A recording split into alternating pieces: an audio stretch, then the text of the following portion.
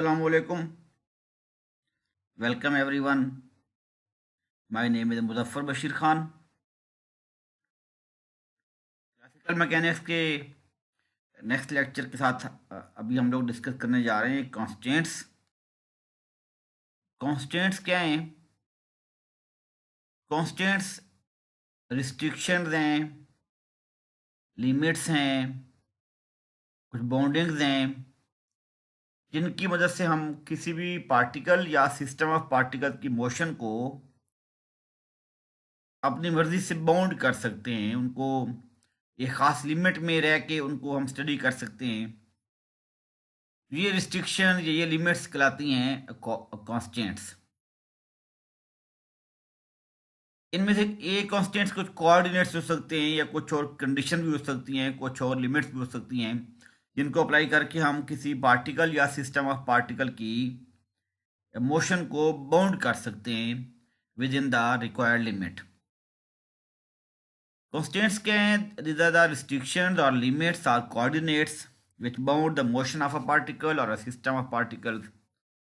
इसी तरह हम ये कह सकते हैं these are the constraints, these are the restrictions or coordinates which reduce the degrees of freedom of a system of particle। जैसे हम लोग गैस के मॉलिक्यूल को किसी सिलेंडर में इनक्लोज कर दें तो हम ये कहेंगे कि आपने उनकी मोशन को कांस्टेंट कर दिया है, या उनकी मोशन पे कांस्टेंट सप्लाई कर दिए हैं और उनकी मोशन को आपने बाउंड कर दिया कि वो with in the close cylinder move कर सकते हैं, उससे बाहर मूव नहीं कर सकते।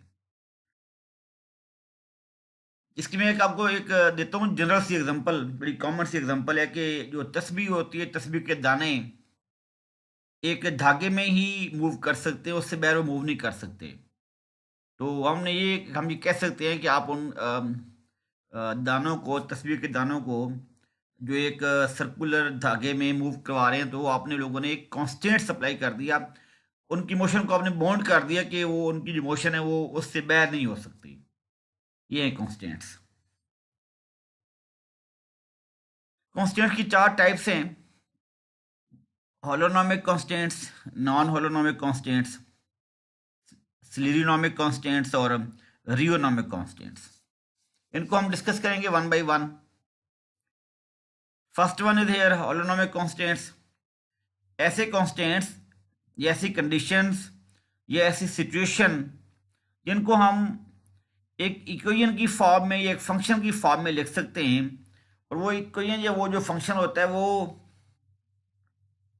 उस पार्टिकल या सिस्टम ऑफ पार्टिकल की कोऑर्डिनेट्स को और टाइम को आपस में कनेक्ट करके एक इक्वेशन की फॉर्म देता है। ऐसे कॉन्स्टेंट्स जिनको आप एक इक्वेशन की फॉर्म में एक्सप्रेस कर सकें और वो इक्वेशन या वो फंक्शन उस पार्टिकल की कोऑर्डिनेट्स को और टाइम को आपस में कनेक्ट करके ज़ाहिर करे, तो ये फिर कॉन्स्टेंट्स कहलाते हैं holonomic constants. Such constants are conditions which can be expressed as equation or function connecting the coordinates of the particle or system of particle and time. These are called holonomic constants. Let we have qi be the set of constants such that function of q1, q2, q3 up to so on and t that is equal to 0।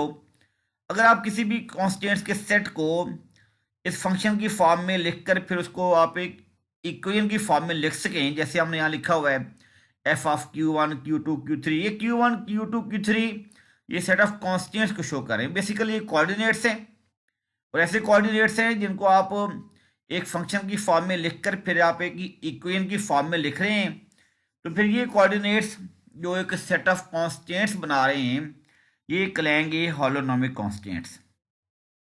इसमें इसकी एक main characteristics ये है कि holonomic constants ऐसे होते हैं जिनको आप इंटीग्रेट कर सकते हैं, विच आर इंटीग्रेटेबल। जिनको आप इंटीग्रेट कर सकें वो कहलाते हैं होलोनोमिक कॉन्स्टेंट्स। इसमें हमारे पास कोई एग्जांपल हम एक और दे रहे हैं जिसमें रिजिड बॉडी है। इसको हम ऐसे लिख सकते हैं r i minus r j इसका whole square is equal to c i j whole square, where r i is the position of the particle i and the rj is the position of the jth particle, with respect to origin and Cij at the position of center of mass of the rigid body. देखिए इसका मतलब ये है r i minus r j whole square is equal to c i j whole square. It means कि वो जो particles है ना जो रिजिड बॉडी के अंदर मौजूद हैं उनकी पोजीशन को आप लोगों ने ऐसे शो किया है इस इक्वेशन की फॉर्म में कि वो इस लिमिट में ही रहेंगे। वो जो पार्टिकल्स हैं इन द रिजिड बॉडी, देखिए उनकी ना पोजीशन फिक्स होती है और उनको आप इस फॉर्म में लिख सकते हैं, एक इक्वेशन की फॉर्म में लिख सकते हैं। तो ये वाले कॉन्स्टेंट्स क्योंकि हम ये कह रहे हैं कि ये ऐसे कॉन्स्टेंट्स हैं जिनको आप एक इक्वेशन की फॉर्म में लिख रहे हैं, बेसिकली ये उन पार्टिकल आई और जे की पोजीशन को हम लोग शो कर रहे हैं with respect to the centre of mass of the rigid body. तो ये एक इक्वेशन की फॉर्म बन रही है, इसी वजह से हम ये वाले कॉन्स्टेंट्स को नाम देंगे हॉलोनोमिक कॉन्स्टेंट्स। इसी तरह हमारे पास कोई पार्टिकल है जो किसी सर्कुलर पाथ से मूव कर, जैसे मैंने आपको पहले एग्जांपल दी है तस्बीह के दानों की। सिमिलरली ये कोई पार्टिकल है जो कि एक सर्कुलर पाथ से मूव कर रहा है, तो आप उसके पाथ को या उसकी पोजीशन को एक सर्कुलर एक सर्कल की इक्वेशन से शो कर सकते हैं, that is x square plus y square equal to r square. Then this constant or this condition which bound the motion of the particle along circular path is called holonomic constants। इसको हम holonomic क्यों कह रहे हैं? क्योंकि ये एक circular form में या एक इक्वेशन की फॉर्म में हमने इसको शो कर दिया है। ऐसे कॉन्स्टेंट्स या सेट ऑफ कॉन्स्टेंट्स या कोऑर्डिनेट्स जिनको आप एक इक्वेशन की फॉर्म में एक्सप्रेस कर सकें, then these are called holonomic constants। Next is here non holonomic constants. ये पहले वाले के मुकाबले में बरअक्स है, उसकी उलट है कि अगर आप इनको किसी इक्वेशन की फॉर्म में एक्सप्रेस ना कर सकें तो फिर ये कहलाते हैं नॉन हॉलोनोमिक कॉन्स्टेंट्स। इनमें हम लोग कोई अनइक्वलिटी यूज करेंगे, अनइक्वल का साइन होगा, ग्रेटर देन या लेस देन का साइन होगा, इक्वल का साइन यहाँ यूज नहीं करेंगे। अगर इक्वल का साइन यूज करेंगे तो फिर वो कहलाते हैं हॉलोनोमिक constants. But non holonomic constants ऐसे होते हैं जिनको आप एक इक्वेशन की फॉर्म में या एक फंक्शन की फॉर्म में एक्सप्रेस नहीं कर सकते। Such constants are conditions which cannot be expressed as equation or function connecting the coordinates of the particle and time are called non-holonomic constants। जिनको आप एक्सप्रेस ना कर सकें and they are called non-holonomic constants। These constants are not integratable और ये इसकी characteristics ये कि ये इंटीग्रेटेबल नहीं होते। इसकी एग्जांपल हमारे पास है motion of a particle on the surface of a spherical sphere और surface is constrained by non holonomic and expressed as an inequality as r square minus a square that greater than 0, where r is the position of the particle and a is the radius of the sphere. इसमें हम ये कह रहे हैं कि जो कोई particle है वो स्फीयर के ऊपर है, उस सरफेस के ऊपर है, अंदर नहीं है। अब क्योंकि ये ऊपर है तो इसका मतलब ये है कि इसमें जो डिस्टेंस है ना आर और ए के दरमियान, that will be not equal to 0, that should always greater than 0। इसका मतलब ये कि जो पार्टिकल है वो सरफेस के ऊपर है, वो सरफेस के ऊपर कहीं भी हो सकता है। इस वजह से जो इनका डिफरेंस है आर और ए का, r square minus a square, that is greater than 0। अब यहाँ पे ये ऐसे कॉन्स्टेंट्स हैं जिसमें जो पार्टिकल है वो विद इन द स्फीयर नहीं है, आउट ऑफ द स्फीयर है, और वो उस स्फेरिकल सरफेस के ऊपर या उससे बाहर किसी जगह पर भी जा सकता है, मूव कर सकता है। तो ये ऐसे कॉन्स्टेंट्स हैं जिसको आप एक इक्वेशन की फॉर्म में एक्सप्रेस नहीं कर सकते, तो ये कहलाएंगे non holonomic constants. Next is here scleronomic constants. These constants are independent of time। These constants does not depend upon time। These are called सेलेनियोमिक constants। इसकी एग्जांपल हमारे पास है कि कोई सिंपल पेंडुलम है, उसको आपने एक ऐसे स्ट्रिंग से सस्पेंड किया हुआ है जो कि इनएक्सटेंसिबल स्ट्रिंग है, तो हम ये कह सकते हैं कि उसकी जो कॉन्स्टेंट्स हैं वो फिर हैं सेलेनियोमिक। उसकी इक्वेशन को हम लोगों ने ऐसे शो कर दिया एक्स के plus y square equal to l square. X और वाई इसकी कोऑर्डिनेट्स हैं, क्योंकि वो सिंपल पेंडुलम मूव करता है इन एक्स वाई प्लेन, तो उसके एक्स पोजीशन को और वाई पोजीशन को हमने एक्स और वाई से शो किया, और एल उसकी लेंथ है, लेंथ ऑफ द पेंडुलम है।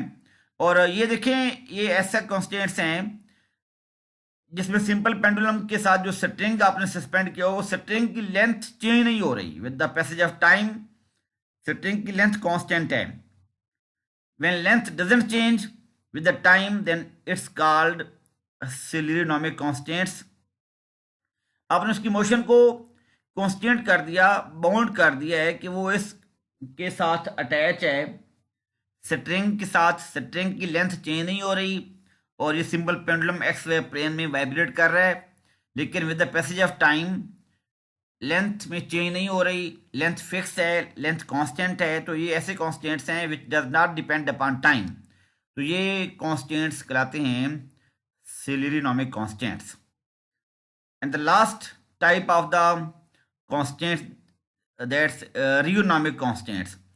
These are the constants which depend upon time, time के साथ साथ इसमें कोई चेंज आ सकती है। इसमें हमने एग्जांपल दी है कि कोई वही पेंडुलम है, सिंपल पेंडुलम, उसको हमने सस्पेंड किया एक ऐसी स्ट्रिंग के साथ जो एक्सटेंसिबल है।